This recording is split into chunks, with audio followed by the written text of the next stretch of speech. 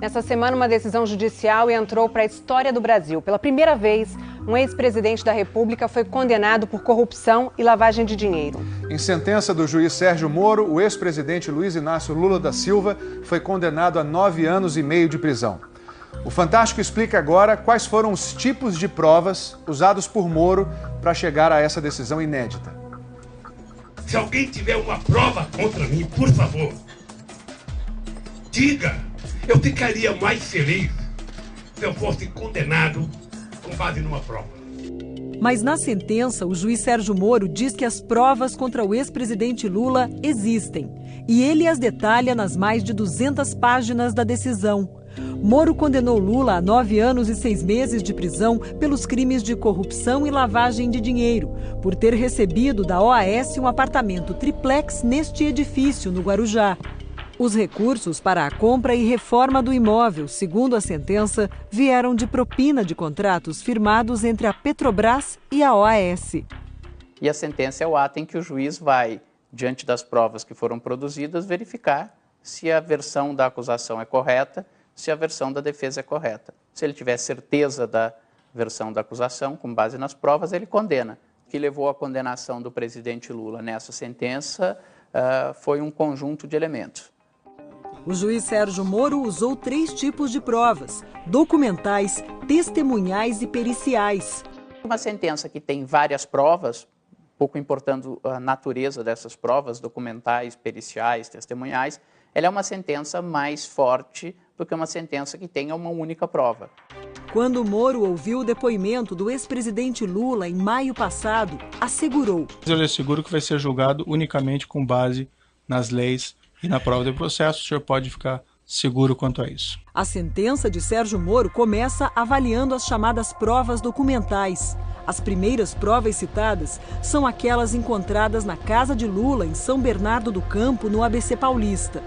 Esta é a cópia de um termo de adesão assinado pela ex-primeira-dama Marisa Letícia, em 2005. O documento mostra a intenção em comprar um apartamento neste prédio, no Guarujá, litoral de São Paulo.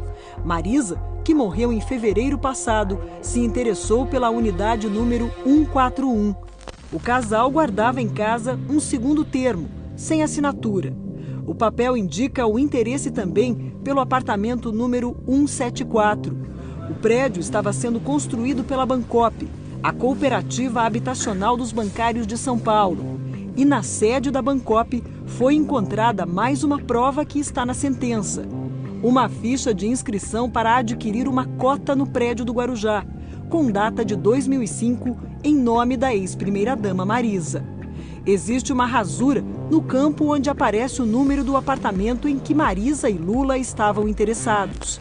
A Polícia Federal periciou o documento. Os peritos concluíram que a proposta originalmente foi preenchida com o número 174.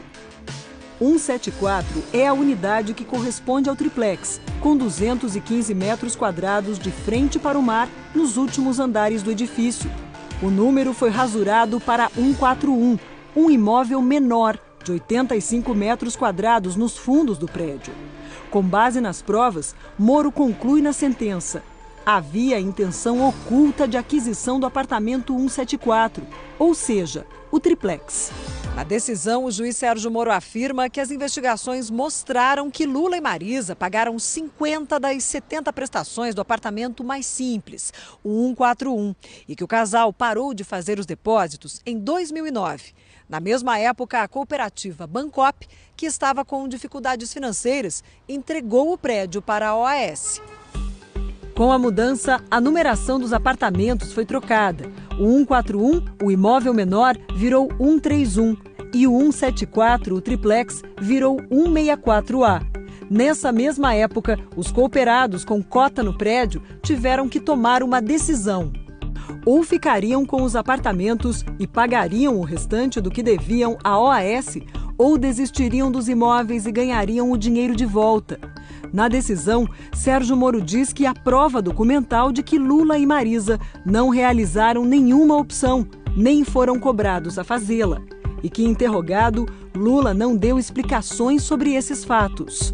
Ele soma tudo isso com o fato de que ele diz que houve uma reforma personalíssima, uma reforma que mesmo funcionários da OAS disseram que é uma reforma absolutamente atípica para os padrões da construtora.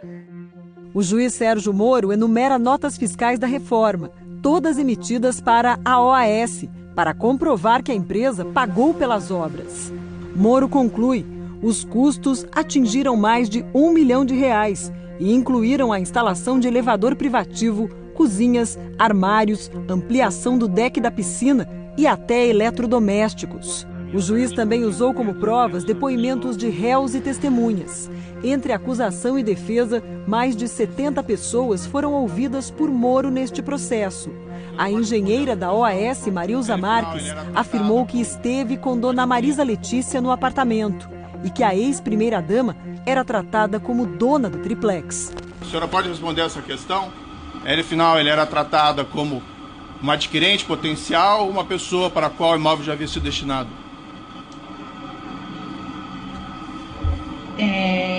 Tratado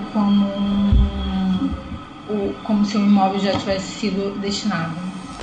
O principal depoimento é de um réu no processo, Léo Pinheiro, ex-presidente da OAS, que está preso.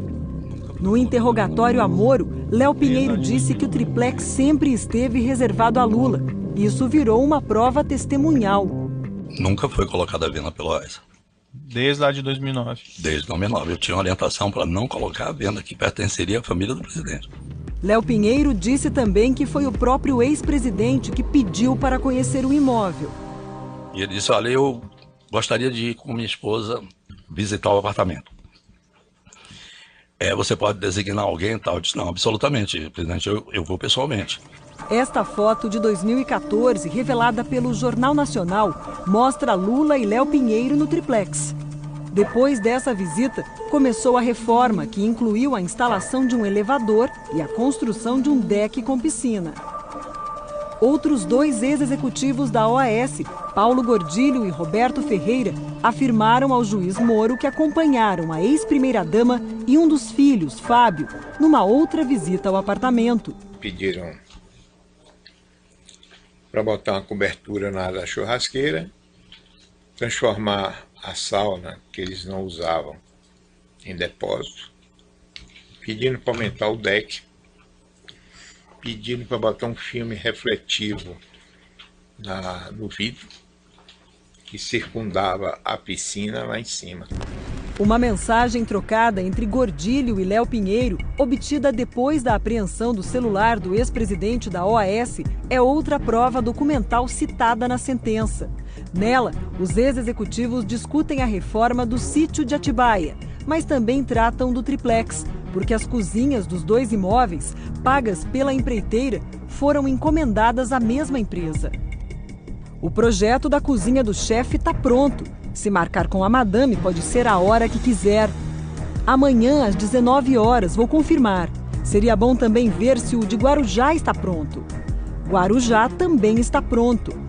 No depoimento, Léo Pinheiro foi questionado sobre a mensagem.